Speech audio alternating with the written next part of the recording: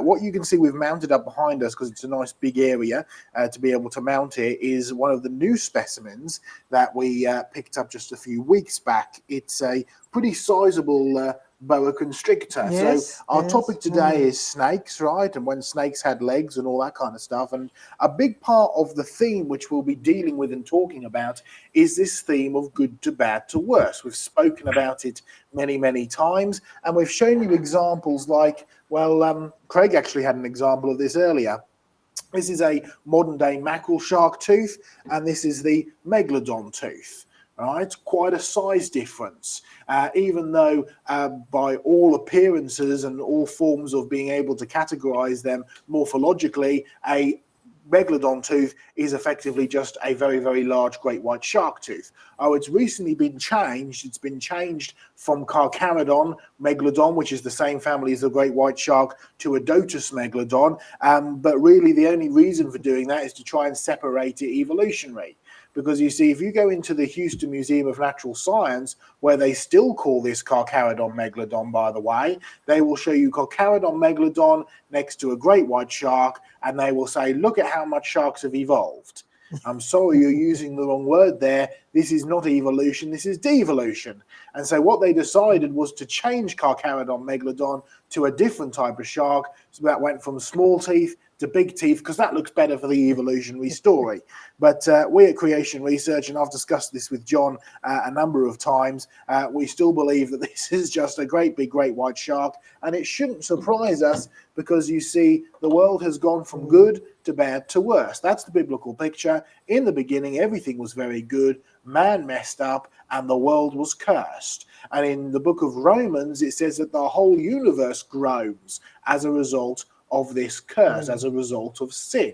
And so it's not just something that affected man, and now man dies, but it's something that affected the whole world. And by the time you get to Noah's flood, the Bible says that the world was so evil, every thought of man's heart was only evil continually, so God judged it with a global flood, but Noah found grace in the eyes of the Lord.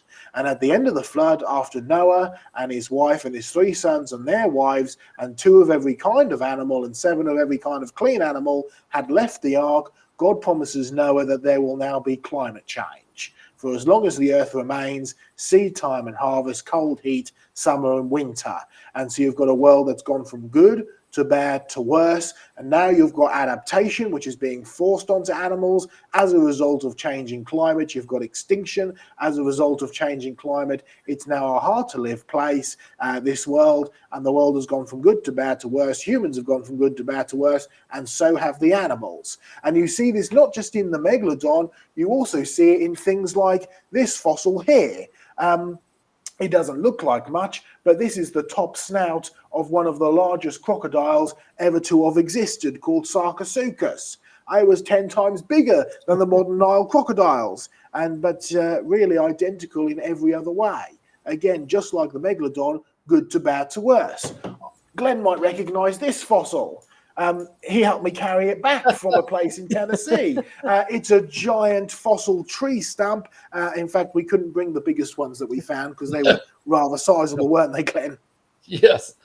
I still have some in my garage. They're quite big. Yeah.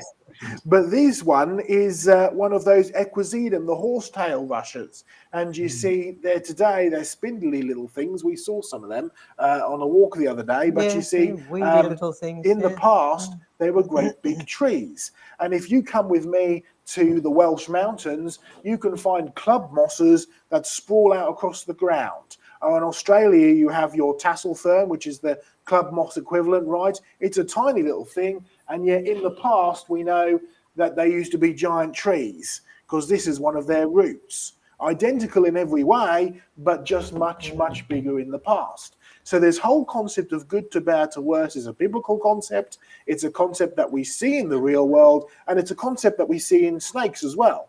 Yes, Well, yes, Diane, indeed. why don't we get up and Mm. go and have a look at our snake skeleton over here? Snake. While you do that, all right, there's one snake. That's the snake that's behind us. That's a live feed, by the way. Yes, It's not a You can film. see There's Diane's. There we go. There's the hand. We'll just zoom it out a little bit. Now, we were playing around earlier, Diane, with some tape measures and the like, and having a look at this snake for a number of reasons. So, first of all, how big is this snake? Well, we did actually measure this snake with a flexible tape measure, and it is 3.9 meters long. Okay, you can see it's all nicely curled up now, but if we was to stretch it out straight, 3.9 meters. Now, for those not in metric world, that's nearly 12 feet. Just over, just over 12 feet. Just over 12 feet. So this is a seriously big snake. You would not want to meet this on a dark night or even a light night. And yes. And this is a real skeleton. This is a real skeleton, yes, that's right. So the interesting thing is, look at the size of its head compared to the overall size of its body. They don't have a particularly big head for the size of their body, do they? Now, this might explain something about the way that snakes actually eat food, or why snakes eat food the way that they do. Because one of the comments that we get is about venomous snakes and the like, and why do some snakes need venom? This is not a venomous snake. This is a constricting snake. But what's particularly special about that skull, Diane? Well, the skull is quite small, and it has pointed, sharp teeth. And snakes do not chew their food, right? They have these pointed, sharp teeth, which are quite good for gripping their teeth and piercing, or gripping their food and piercing their food, right? Not much good for chewing. So they grip hold of their food. Now, their jaws can open to a very, very wide gape, actually. So they swallow their food whole. And they don't actually dislocate their jaws much. No, they don't truly dislocate it, but they do have a very, very wide gape. So they can grip hold of and swallow quite large objects, food objects, and then swallow them. And being a reptile, of course, that they take quite a while to digest their food. So they don't need to eat as much as a mammal does, where we need to eat in order to maintain our body temperature. But they do need to raise their body temperature, but they do that by absorbing heat from the outside in order for their digestive enzymes to be sort of secreted and go into action. And then they tend to go into a period of torpor. So eating for a snake or for any reptile is quite different from normally eating from a mammal. Now, these are not a snake that we need to be afraid of for their bite.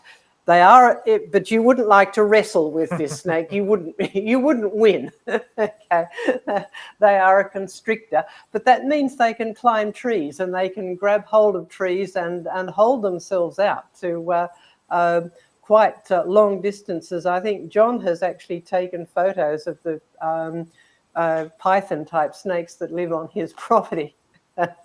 They can climb trees and grab hold of branches and stretch out. So they do actually use all of those muscles for their movement as well as for constricting their prey. Yes. Yeah. Now, the skeletons can be useful for something else as well, because particularly in these python-type boa constrictor things, you'll see these little spurs which are down towards the other end of the the snake. So it's sort of down towards this bit of the end of the tail. You can just about actually see where the skeleton goes a little bit slightly different just there. Yes. I'm zooming in on it slowly now. Yes, I'll let you do that. That's all right, that's fine. And so this little area is actually an area which is a leftover. You could almost call it vestigial, and it is vestigial in the truest sense. Of the word. And John's going to actually deal with this a bit more later about the back when the snakes had legs, because there really is truly fossil snakes with legs, and there's a biblical connection to that as well, a surprising one that you may not have thought of. But these are actual remnants of these little spurs, which today are only really used to sort of help the male grip the female when they're mating. But in the past, of course, they are the leftover bits of legs. So have snakes then evolved, Diane? No, they've definitely not evolved. Now, they've changed, but change is not evolution. So they've changed in quite a significant way in terms of their body form, losing their legs and actually gaining this length. But that's a genuine change, but it's not evolution. It's actually a loss of function and a loss of growth control, which we'll talk a little bit about later.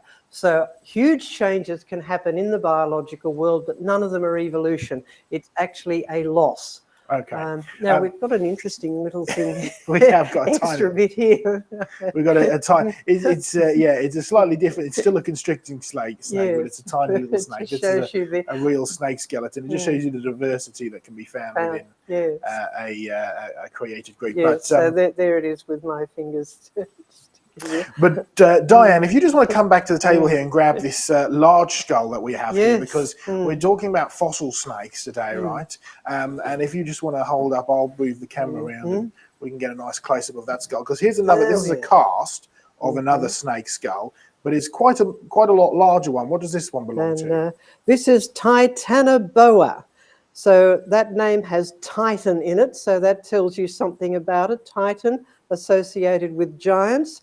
So if you thought that boa constrictor on the wall was big, right, Titanoboa is absolutely ginormous or enormous. And in fact, Titanoboa is only known as a fossil, which is probably just as well.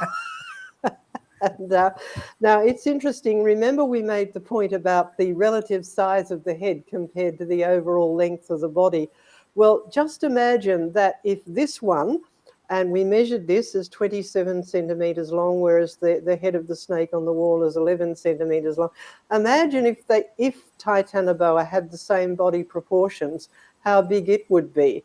And scientists have actually estimated the size of Titanoboa. There are other fossils of it. We've only got its head, but there are fossils from its body. And they estimate the biggest Titanoboa was about 40 feet long.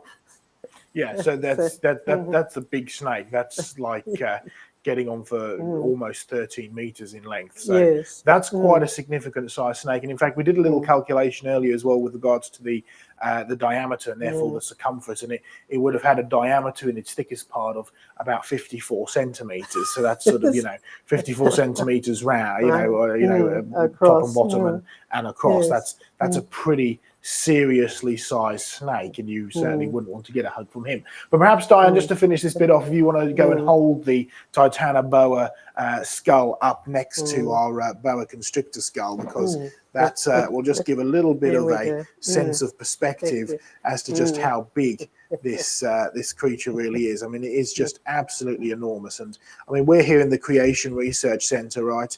And basically we measured it out. It wouldn't stretched out. Titanoboa wouldn't have fit in the full length of the from one end of the room to the other. So it would effectively, just to give you a little bit of perspective, you can see Diane, she's up here at one end of the centre, right? And you'd basically have a snake that would stretch from Diane. And if we slowly come all the way around, you can see some of our displays, by the way, in the museum as well.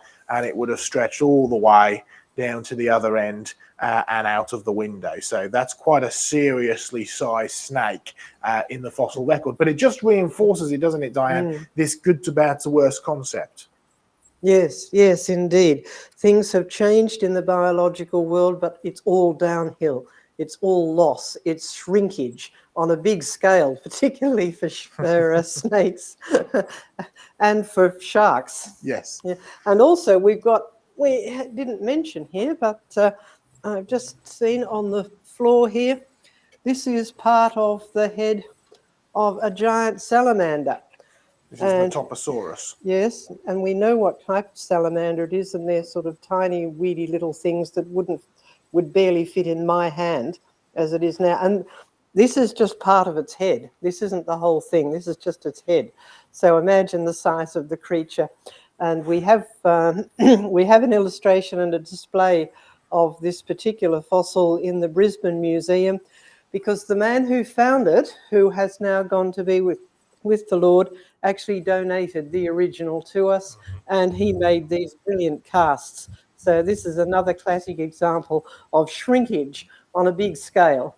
There you go. Yeah. So from absolute giant snake to modern day giant, all the way back to tiny little Tiny, snake, weeny, little weedy things. just yes. there. So yeah, a great change, a great variety of change, but certainly no evolution even there.